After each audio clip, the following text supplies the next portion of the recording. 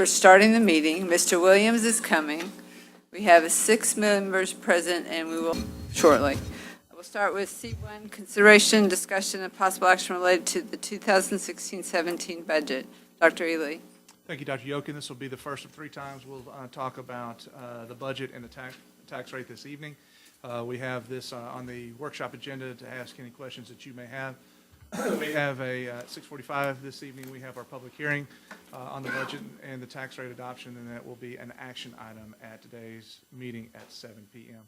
So with the final iteration of the 2016-17 budget is Mr. Mike Martindale, Deputy Superintendent for Business and Operations. Mike?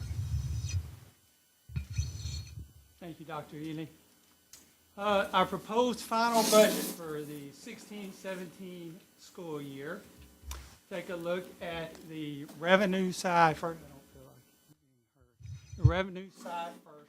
We're projecting $101.8 million of revenue. In that, a vast majority, of course, I think around it's approximately 87.37 million will come from local property taxes.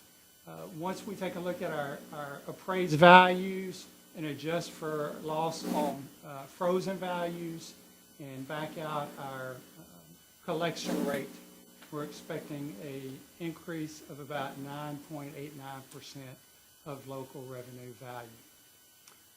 Again, that's a lion's share of our revenue. When we project our state funding, what drives our state funding projection is our projection on student enrollment and growth. We are projecting a 3.7% increase in student enrollment. That's a number that we've looked at and gotten from our demographer that we've used throughout the course of the last several months. Also, 2 years ago, we were at 6.2% in student enrollment. This last year, we fell at 4.2%. 3.7% growth will give us a little over 13,500 students, actually 13,504 to be exact. Some other revenue points, of course, are our co-curricular, which are, for example, our gate receipts, as well as we can't forget the all-body interest earned. Could you explain that part of that? Absolutely. You will be shocked when you notice the budget that we did increase our projection on our interest earned amounts for the 16-17 school year. Not much, but albeit an increase nonetheless. A little bit at a time, Dr. Wesson. So there's our projected revenue budget for 16-17 year. We'll take a look next at our appropriations side. Our proposed appropriations total $102,294,295. A significant portion of that, about a little over 84%, has to do with personnel, which is tied up in salary and new positions. We did recognize a 2.5% increase in salaries for all employees. We've also added a little bit over $1.8 million in new positions for 16-17, and we have been able to increase our campus and department operating budgets by 1%. You look at our projected revenue and our proposed appropriations, that leaves us with a deficit of a little over $473,000 for the 16-17 school year. If you remember, we started our initial discussions regarding the budget in March and actually started looking at some numbers in April of this past year. At that time, we were projecting a $2 million deficit, and in that we had included a 2% raise for employees as opposed to 2.5% that we currently have in the budget now. And we had an add of $1.4 million in new positions as opposed to the 1.8 we currently have. Our estimated fund balance at the end of the 16-17 school year with a deficit of $473,685 will put us a little bit over $29 million at the end of the 17 year, and that accounts for a little over 28% of our proposed M&O budget for 16-17. This is just a recap of the numbers all on one slide. Again, projected revenue of $101.8 million.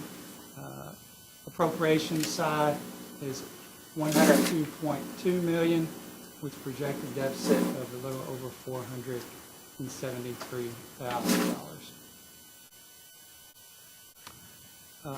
The tax rate that you will see later this evening, it's 6:45, and then again at our regular meeting at 7. We'll be proposing we hold at $1.04 for our M&O rate. That's consistent. Our INS rate is going up by 0.0331 cents to raise our INS to 0.356 cents. That's up from 0.3229 cents. That accounts for the first half of our bond sales in February. It was approved last November by the voters of our community. We have the second half of that bond sale probably next January, February. The total package of that bond sale was $135.9 million. And I think at that time, when the voters voted on that, we were projected in between a 6 and 10 cent total impact over the INS rate. So the first half of that we're seeing in our INS rate for next year, which again is an increase of 3.31 cents. When we sold the bonds in February, we originally projected 3.55 cent increase. So we came in a little bit lower than that, but that's reflective of our stronger appraised values. This is just a historical of our M&O and INS and total tax rate over the last 3 years. Again, you can see we're at a total of 138 in 14-15, 136 last year, and we'll be proposing $1.39 for the 16-17 fiscal year. Be happy to field any questions or comments regarding our upcoming budget. Thank you for the summary. Does anybody have any questions or comments? The one comment I would make is it's pleasing to see that we were able to accommodate some of the new positions with the increase in the property values, and I know that the community is feeling that at home, but a lot of the increase in that revenue is also coming from new development, so it isn't a case where each one of us are paying 9.8% more taxes. I had a neighbor approach me this morning on that, and I just want to be clear that everybody's went up, but it is a case where we have so much more development within the community that's the percentage on the overall amount of revenue that we're collecting. Does anybody have any other questions, comments?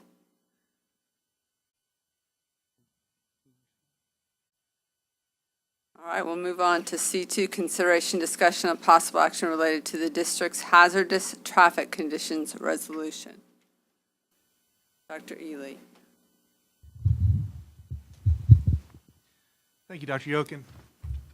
Mr. Martindale and Hector Silva, our Director for Transportation, will be with us here in just a second to talk about CSISD hazardous routes to school. And what we're doing here is, per board policy, the board must approve any student who is eligible to ride the bus for free who lives within a 2-mile zone.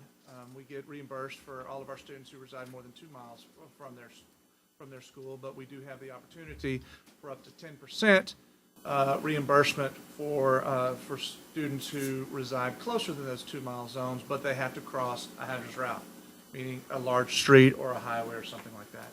So one of the things we have to do is take these before the board and to identify those hazardous routes, and we will be seeking board approval at tonight's regularly scheduled meeting. So this will be a little bit of time through some maps, and to lead us through all of that, is Hector Silva, Director for Transportation.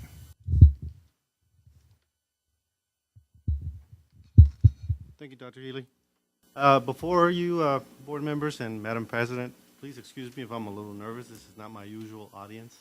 But, as you can see in your handouts that I gave you, we have a resolution in front of you that must be approved tonight so that we can submit for those routes to TEA.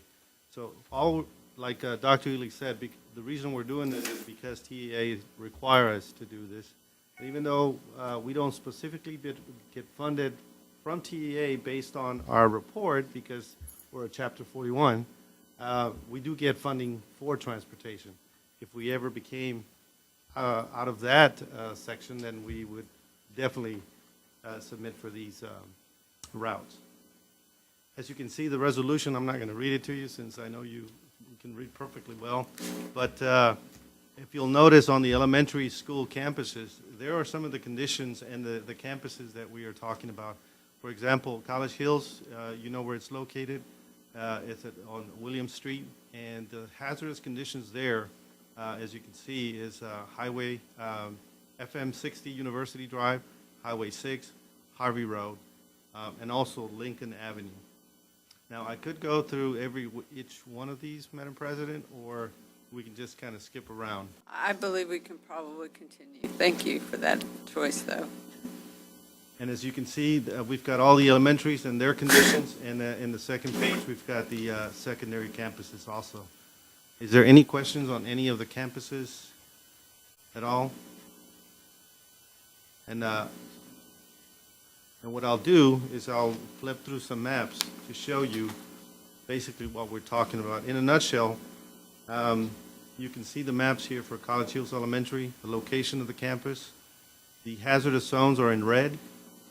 And we also have the bus numbers that actually serve those communities, those hazardous communities. And of course, again, the hazardous roads that we're considering. That's College Hills for you. The next one is Forest Ridge. So those squares are basically the areas that are within 2 miles of a campus that we're currently busing because we don't want kids walking across university or similar. Okay, we're good. That is correct. Forest Ridge, as you can see also, William D. Fitch, Greens Prairie Road, Harrington Road, and then we've got 2 buses serving that campus. The next one is Greens Prairie Elementary. And I'm going to very quickly flip through these unless you have a question on those. Yes, ma'am. So in Greens Prairie, with the large portion of the Greens Prairie allocated route, most of those kids ride a bus then? Yes, ma'am. One of the conditions is that you must have proper walkways, according to TEA, and that's a funny word because it doesn't say sidewalks, as you notice. So walkways can be proper pathways that children can use when they're walking to school. And like you said, Greens Prairie, we don't have a lot of that infrastructure right now. So yes, a lot of them qualifies. All right, thank you. Next one you have before you is Pebble Creek. And as you can see, only one small section of that actually qualifies. We actually have no riders from that community. But if they ever ask us or call us about that, they would have transportation afforded to them. Yes, South Knoll next. George Bush, Welborn Road, and Texas Avenue are the hazardous conditions, and we have 2 buses serving that campus. Southwood Valley Elementary, Harvey Mitchell Parkway, Texas Avenue, and Highway 6. And we also have 2 buses serving that area.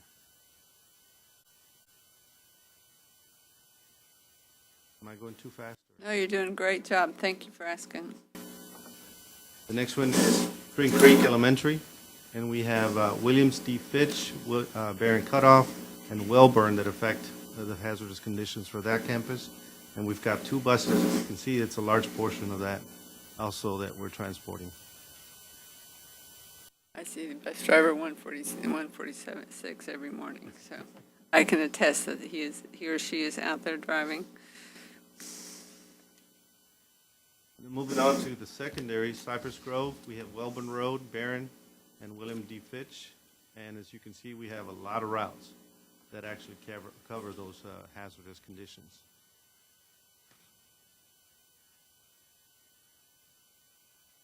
There's no questions. We've got Oakwood Intermediate. Hazardous condition is George Bush, Texas Avenue, Harvey Mitchell, and Welborn Road.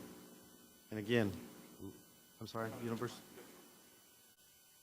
As you can see, we've got plenty of buses also serving that campus.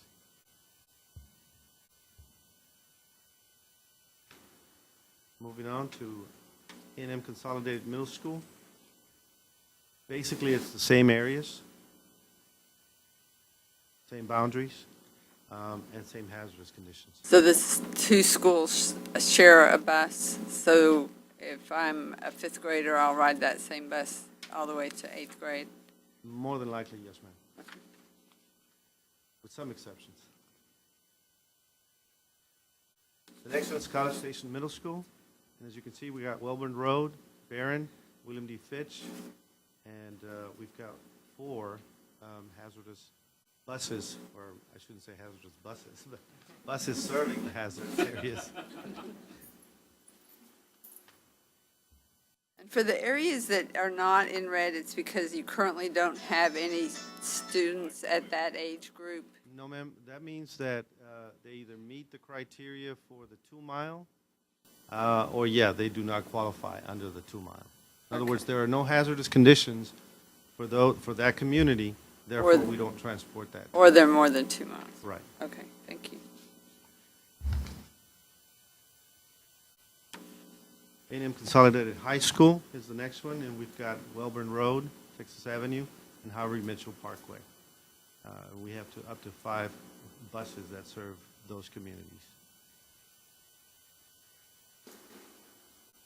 As you can see, Bus 130 serves that community south of Harvey Mitchell, which is very close to the high school, but very hazardous. Yes, sir. Full bus. The next one on the list is College Station High School, and we've got Welborn Road and William D. Fitch as hazardous conditions, and we have 5 buses also serving that campus. And you can see most of the area, of course, is south of William Fitch. 142 at Guest Rock, they would have to walk down. That's correct, and there is no walkway, as TEA says, that could be afforded for them to walk.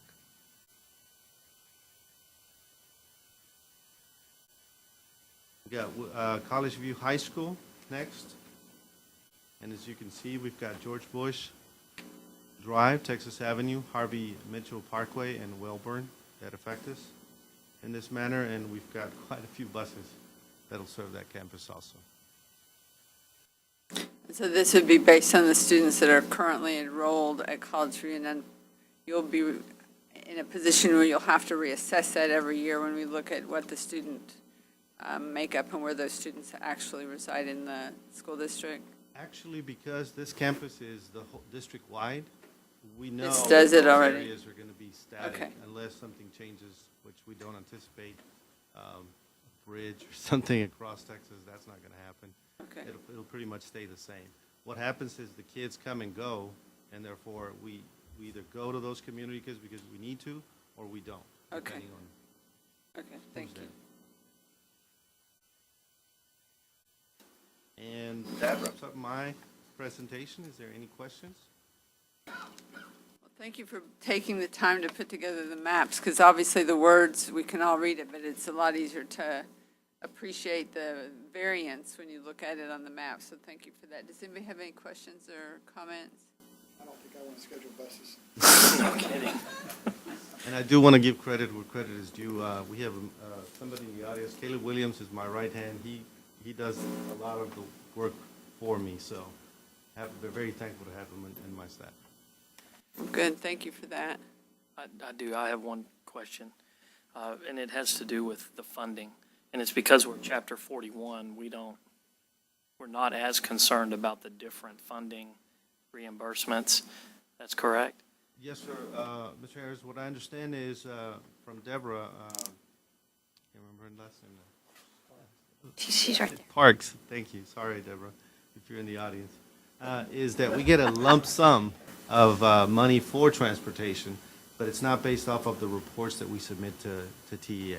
Now, I've been in other districts where that's literally the case. Whatever we submit, based on their funding formula, that's what the district gets. Okay. Any other comments or questions?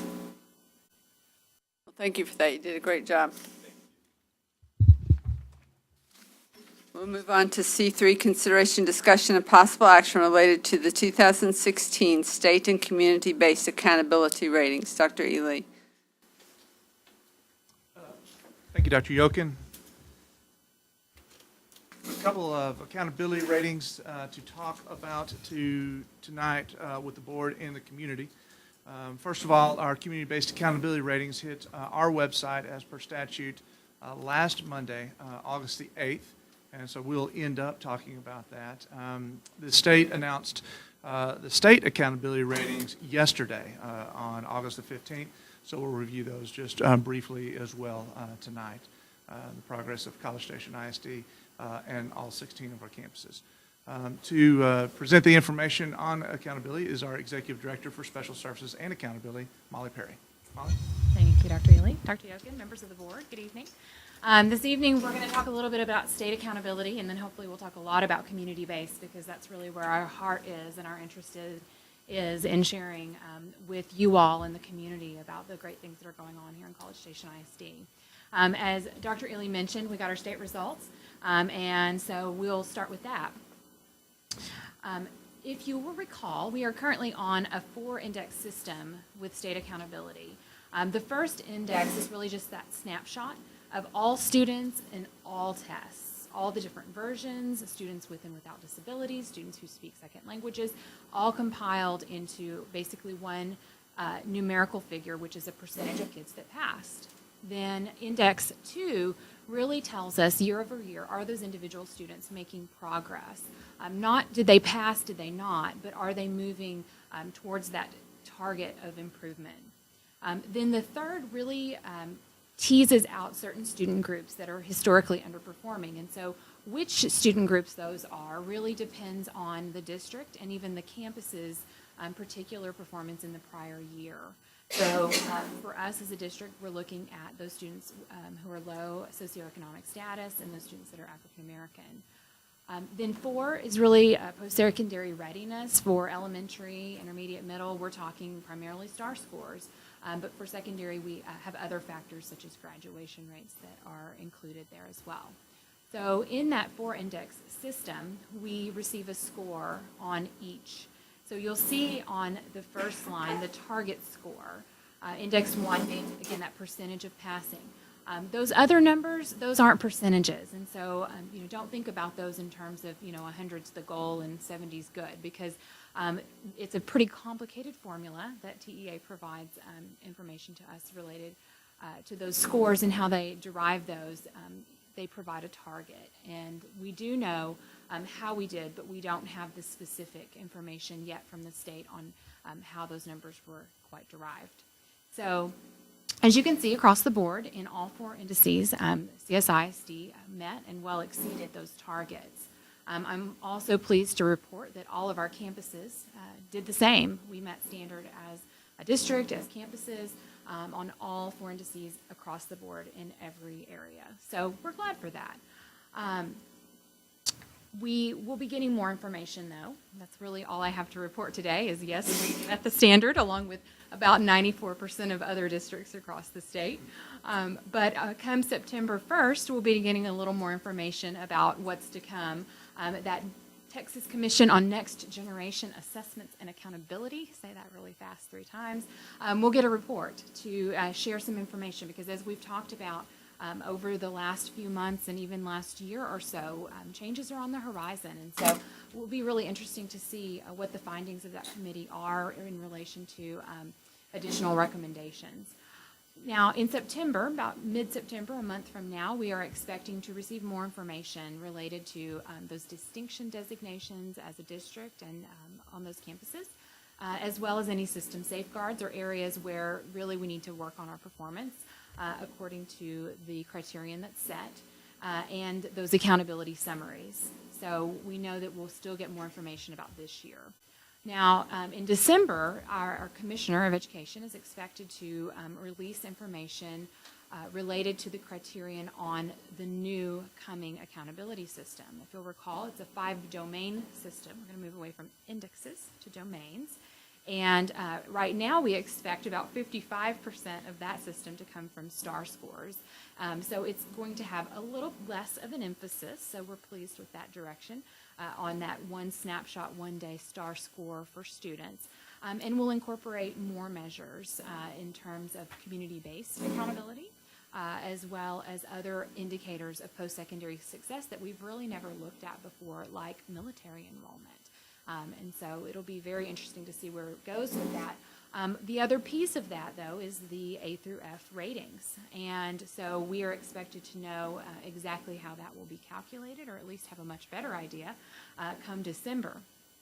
Now, in January, right before we move into a legislative session, timely, we will get a preview rating based on this last year's data to tell us if we were under this new system that we don't yet quite understand, what would our rating have been with that A through F system.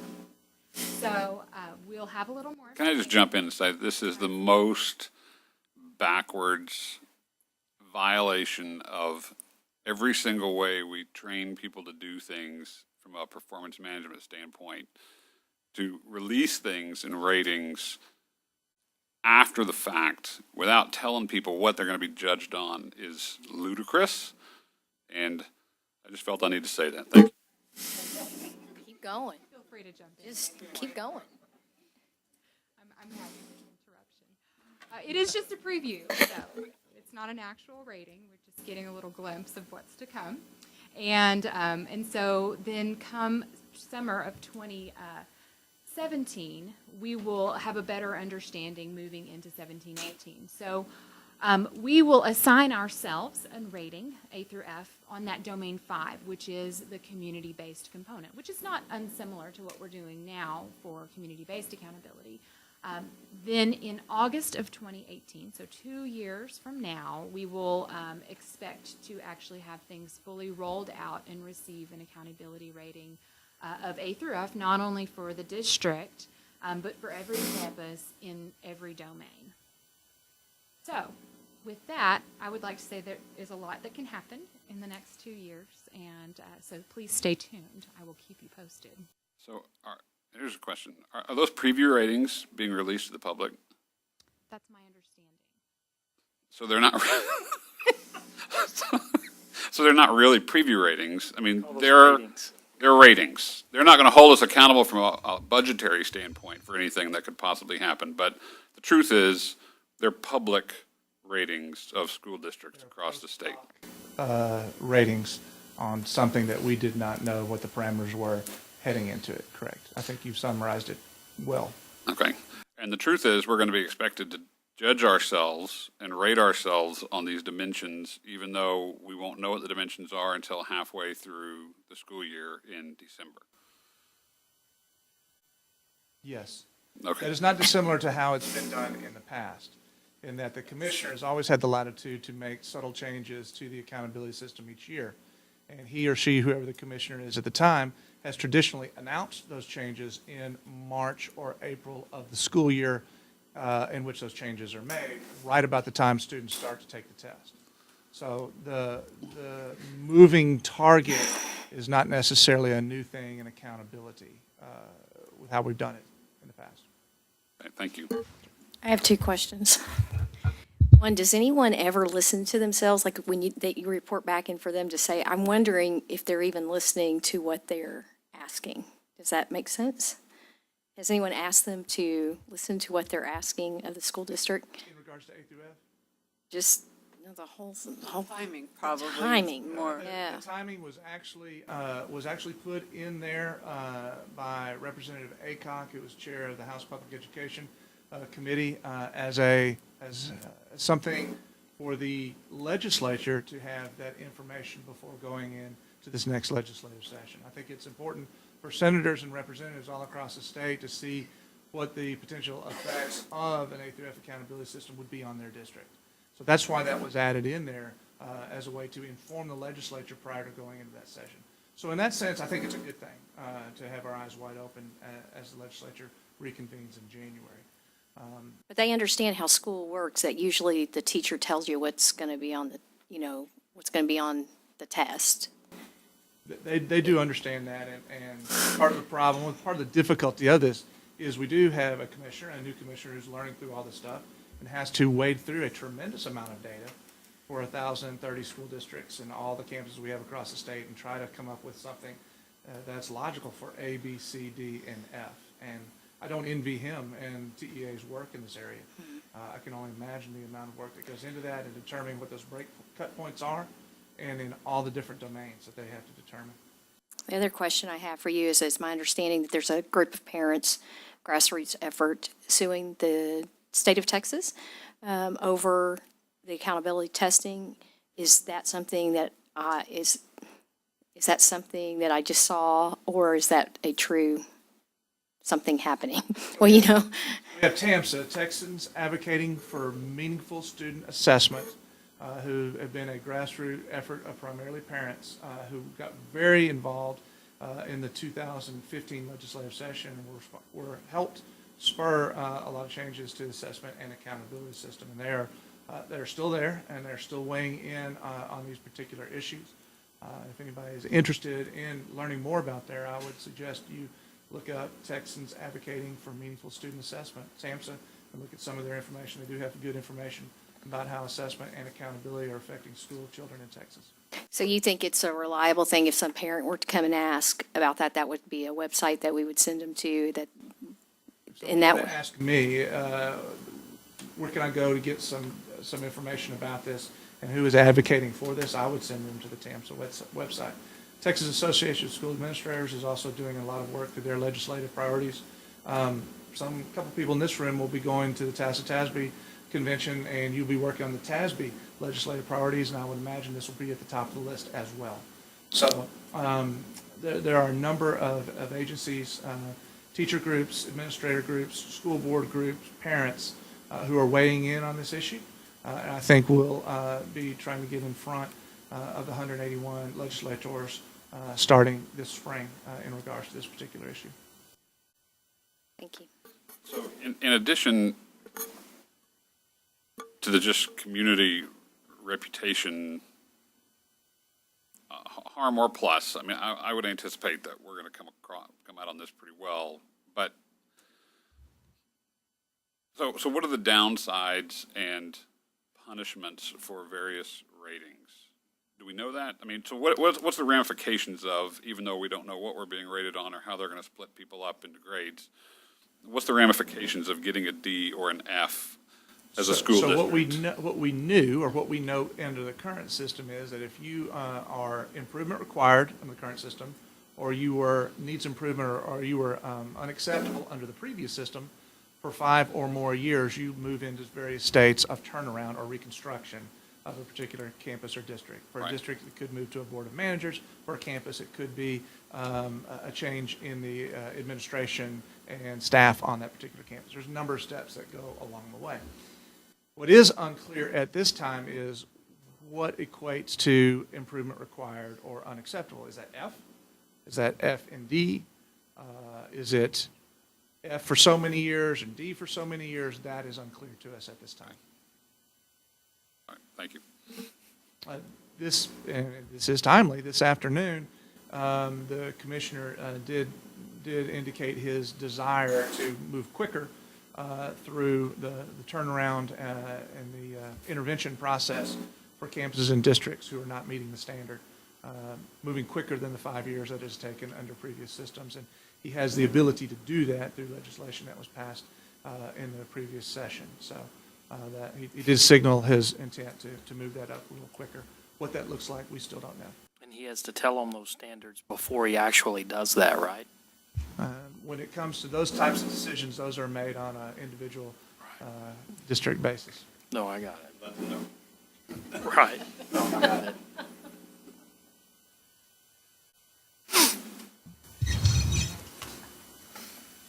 So let's shift our focus away from the state and towards our local community and talk a little bit about this year's system. You know, in the last few years, we have shared with you all information about how we've derived our indicators and the process we've gone through to determine how we're going to rate and all of those specifics and details. And this year I would like to really just shift that focus a little bit onto the outcomes, because I think that that ultimately is what you all and our community are interested in. And certainly if you would like to see more of the details, that's all available on our website and online already. So let's first look at that first commitment. So if you'll recall, we have that commitment to recruit, develop, and retain qualified and dedicated staff. And so what you have here is a graphic to really talk a little bit more about what that means. During the 15-16 school year, 100% of our teachers were considered to be highly qualified in the content area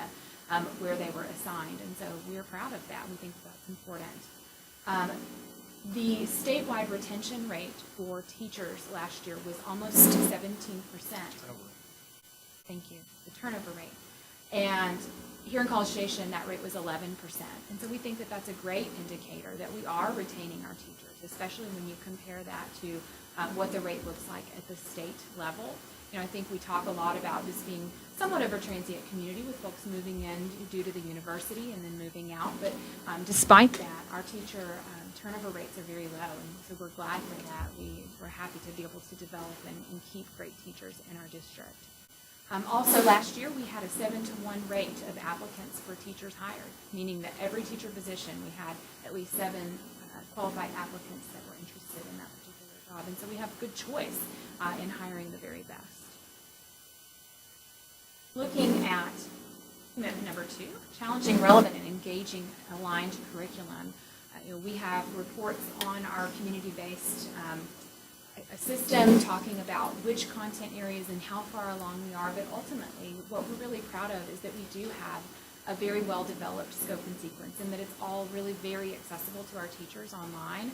Not only is the scope and sequence there, though, but there's lots and lots of supporting supplements available for them. So if I am a second grade teacher working on a math lesson, I can go online and I can pull up in College Station ISD what are some great vetted resources available for me to help supplement my instruction and make it more meaningful for my students. And so we're glad to have that resource available for not only our teachers, but also much of that is also available for parents. And so we want to make sure that we communicate that. If you have a child that you're trying to work with at home and you have a question about some specific content, there's much available in terms of resources that our curriculum and instruction department, along with many of our teachers, have provided. So what does that ultimately look like? Well, here we have several graphics, and I'll move left to right this time. So first we're talking about advanced placement. So those are those AP courses, and the students that are taking those assessments, what percentage of them are meeting the criterion, meaning scoring a 3 or above? Well, here in College Station ISD, that was 85%. Compared to a state rate of 51. And so we think that that's a great indicator of student success on those AP tests. Last year, our class of 2016 graduates acquired a cumulative $9.2 million in scholarships.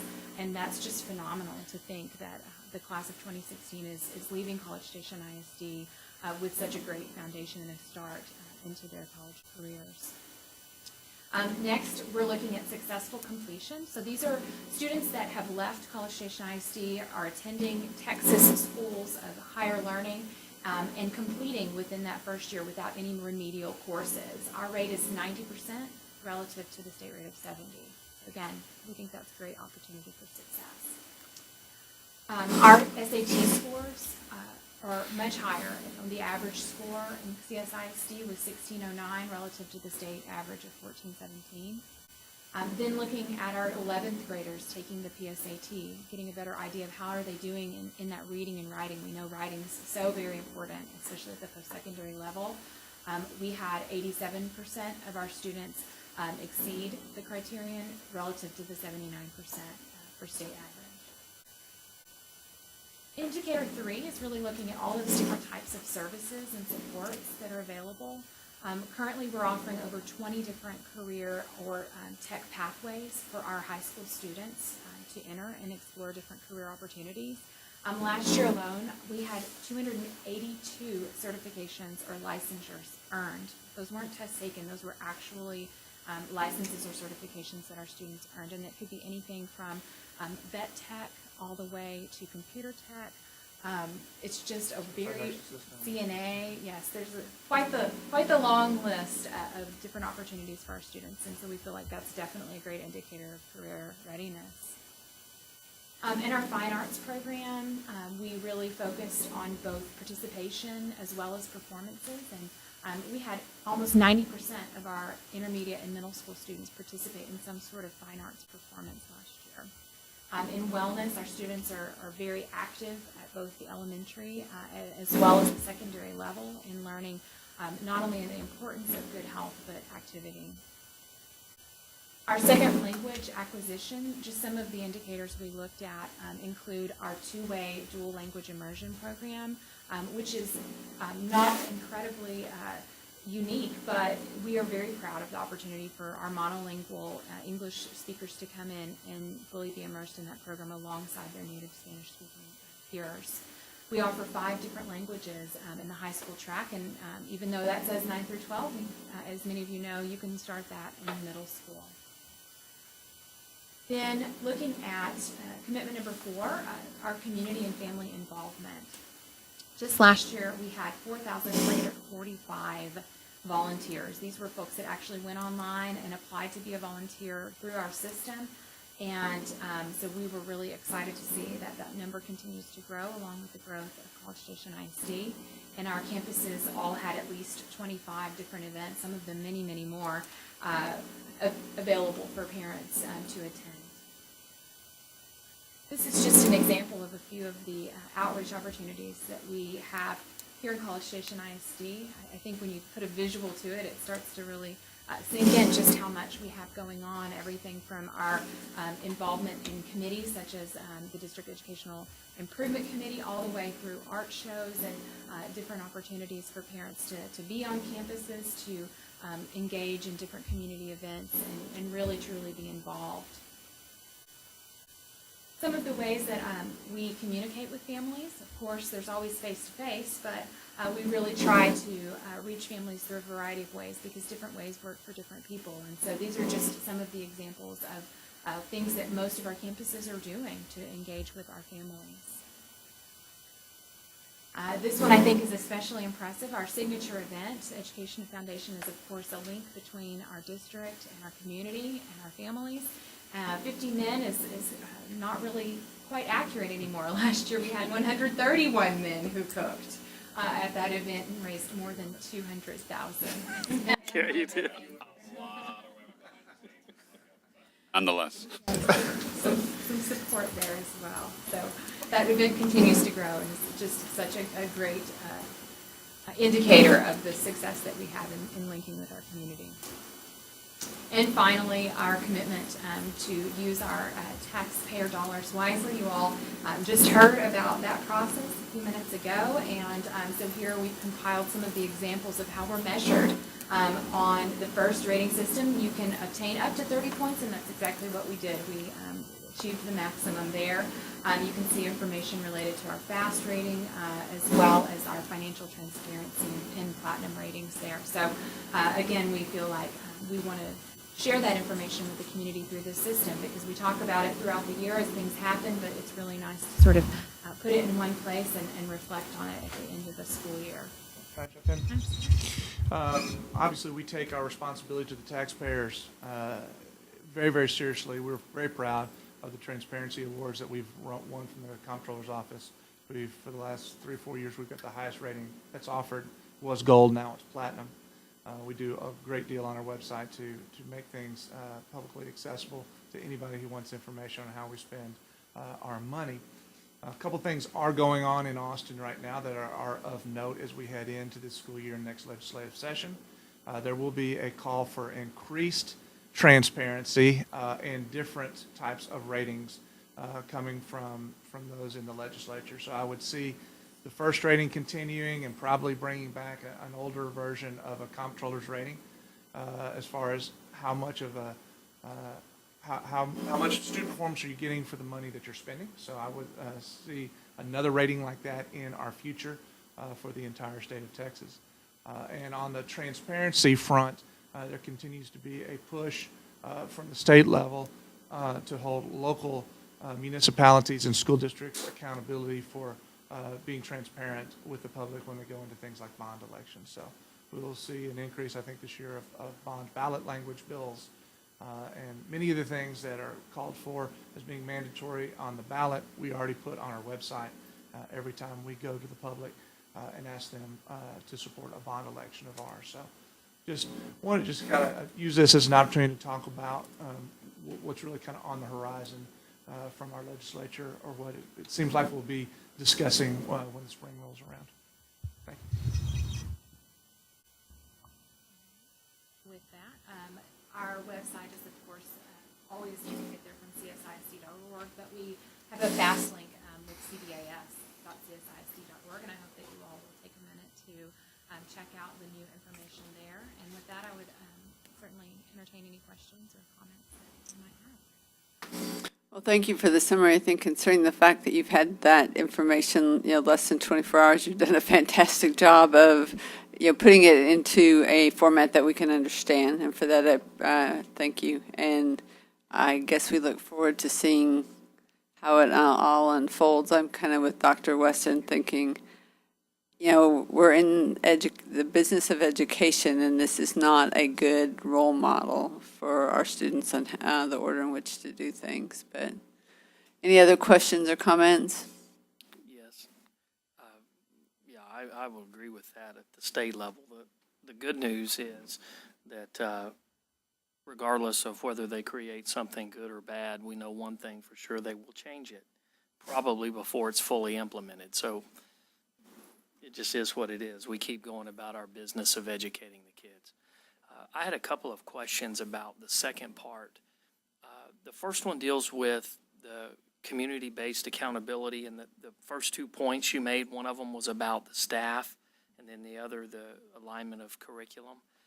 And I'm wondering, has anyone looked? I'm sure y'all have, but I just want to make sure that we're consistent or aligned with our new teacher evaluation model to make sure we're still either evaluating them on the things that we need to be that are consistent with the community-based accountability, or do we tweak the accountability? Make sure all that's pointed in the same direction. So there's not a whole lot of overlap between our curricular documents, our scope and sequence, and what we see on our Texas teacher evaluation support system. That's really about the instruction of craft of teaching, not what is being taught. Pedagogy?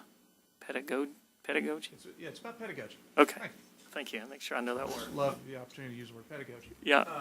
So it is about it's about instruction. It's about how well students are learning in the classroom. It's not exactly about the standards. And so we want to make sure that we are seeing students improve, that teachers are improving their craft every day, and that we are adhering to the standards of the state, and in fact even doing more than that. So that's how we've done in developing our scope and sequence. Okay. And the other one, math scores on the SAT. How did we do there? I didn't see those listed. You highlighted writing and reading. Oh, on the PSAT. PSAT, yeah. We highlighted reading and writing on the PSAT because we felt like that was a good way to get at reading and writing at the high school level. We have lots of other ways to consider math in terms of seat performance, and but we did well. Okay. Just checking. Just didn't happen to highlight that one. So as that's a good point. When we created this, we tried to use some things that were occurring other places that were not star related. And so this is why we use that measure for reading language arts, and we had others that we use at the high school level for math. So Okay. if you like, we can get that to you in the transcript. Anything else? Well, I'd just like to commend the district because when you look at the things that are what catapult a student forward successfully into the next part of their life, I'm looking at the SAT scores, the scholarships, which I'm going to guess that not all those kids put down all their scholarships that they get. Well, there, case in point right here. We have a child who didn't put one of their scholarships down. So I'm going to say that number's underneath what the real number is. And also the certifications. To me, that's what really drives their success in that next level, and being able to get where they want to go. And we do a tremendous job, and I would much rather be evaluated on these kinds of things than a one-day test where we're seeing kids exceed. Over the last week, I've seen several of our past graduates getting white coats. That's kind of been I guess that's the week, this is the week to do that, to get white coats and be doctors and dentists and all those kinds of things. And I can't help but think how proud I am of those kids and where they've come from and the hard work that we've done. And we don't get a sense of that sometimes, how far they go, whether it's in the military or that they do such a great job. And I really am so angry about the testing, the one-day testing, but this really softens me a lot and just says, CSISD is doing a great job and the teachers are doing a great job. And I'm glad that we're retaining our teachers because I'm seeing, through, I figured this out yesterday, that it will almost be 30 years of children in my household, and 24 of them have been in this school district. Yeah, it's a long time, isn't it? Makes me sound really old. And I'm really feeling old. But I have my nephews too, and to see that they have some of the same teachers that the oldest one had really says something about this district and what the commitment is to our kids and to this people. Are you laughing at me? Because you are in there too. No, I was laughing. You're laughing at me. You were laughing. right in There there. are teachers in this district that some of the board members have had, so that's what I was laughing at as This is true. glancing at Mr. Williams. So Hot ones I too, was evidently. not laughing at you. Thank you, was all that was about. Anything else? All right. Well, we will be adjourned and come.